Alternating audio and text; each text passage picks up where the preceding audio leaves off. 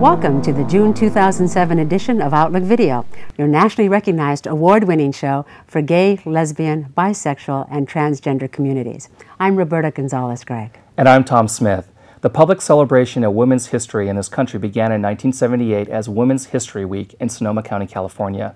The week, including March 8th, International Women's Day, was selected for this important annual event. In 1981, Senator Orrin Hatch, Republican from Utah, and Representative Barbara Mikulski, Democrat from Maryland, co-sponsored a joint congressional resolution proclaiming a National Women's History Week. In 1987, Congress expanded the celebration to a month, and March has been declared Women's History Month. In March of this year, Assemblymember Ira Ruskin, Democrat from Redwood City, and the California State Assembly honored Wiggsy Sivertsen of Los Gatos as Women of the Year for Assembly District 21. In the words of Assemblymember Ruskin, Ms. Sivertsen has dedicated her life to fighting for civil rights for the gay, lesbian, bisexual, and transgender communities.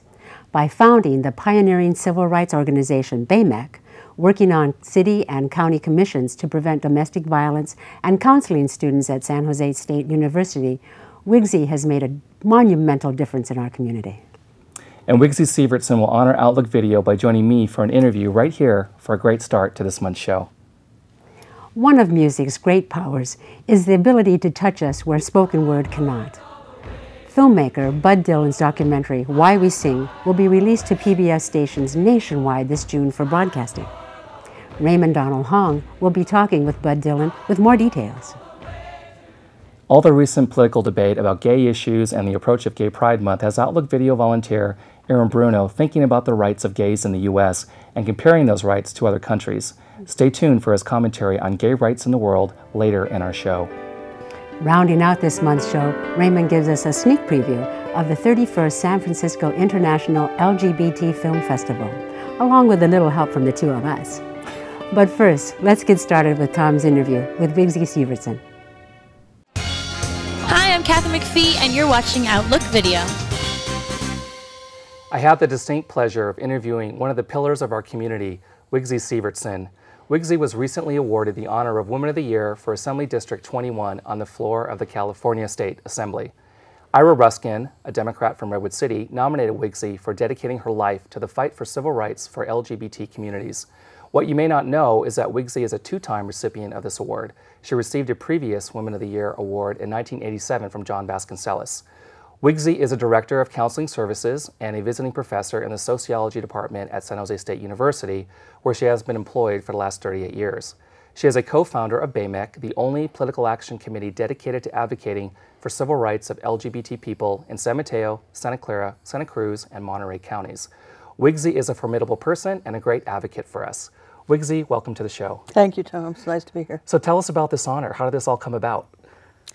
Well, I'm not quite sure how it all came about. I was actually in the East Coast at my brother-in-law's funeral, and I got a call from Ira while I was out to dinner with my family, and he said, "I want to nominate you for Woman of the Year. I want to know if I had your permission to do that."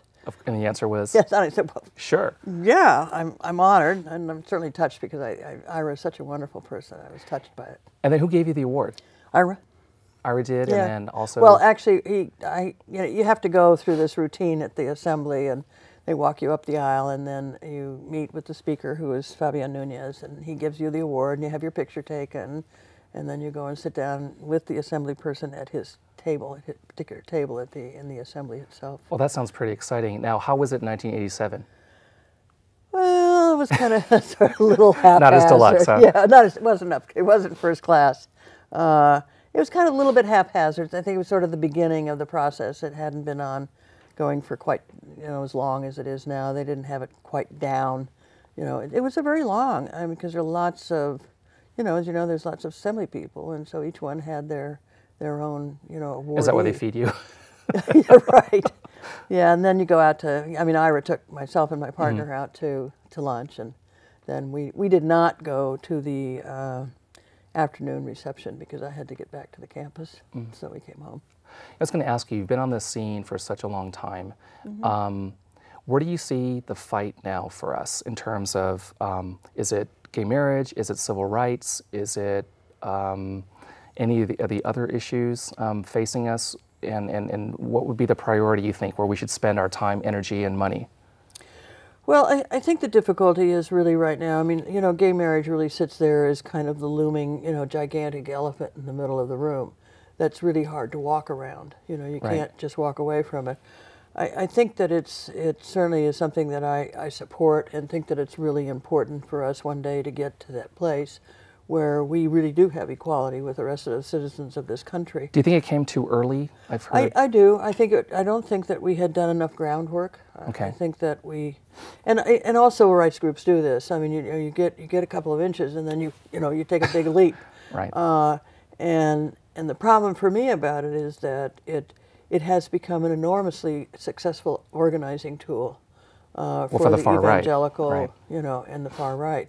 I think they've lost some ground on that, and I just recently saw an email that came out of Sacramento where they have once again sworn to organize everybody if the gay rights thing for kids go through in Sacramento these days. But there are other things, and part of the problem is it is hard to walk around the elephant. And there are a lot of other things. I just recently asked the university to stop using their facilities for blood drives. You know, because it discriminates against gay men. Because it discriminates, which is totally absurd and stupid. And you know, the policy of the university is we don't discriminate. And so one of the students called me and said, you know, I'm a gay man and I'm offended. And so I wrote to the president and said, got to stop this because it's ridiculous. I mean, the blood banks are going, we're dying for blood, and then they're cutting out a sizable portion of people who could give blood.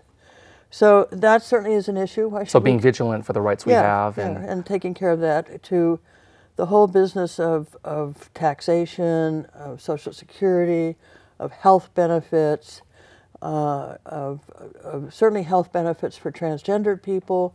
You know, that whole medical thing needs to change significantly so transgendered people can have, you know, medical benefits that they need should they choose to go through with the surgical process and whatnot.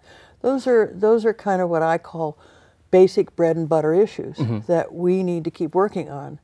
And we need to be able to kind of push the elephant aside a little bit so that we can continue to do that.